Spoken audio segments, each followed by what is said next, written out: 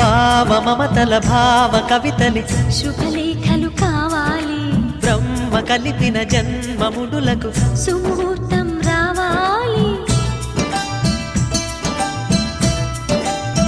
మా 7 అడుగుల జోడు నడకలు ఊరంతా చూడాలి, వేలు విలువని తోడు ఇమ్మని అక్షింతలు వేయాలి. ఇన్నాళ్ళు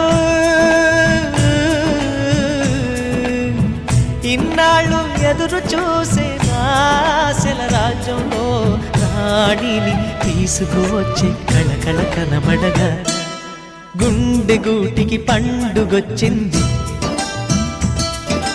పండు వెన్నెల పంచుతుంది.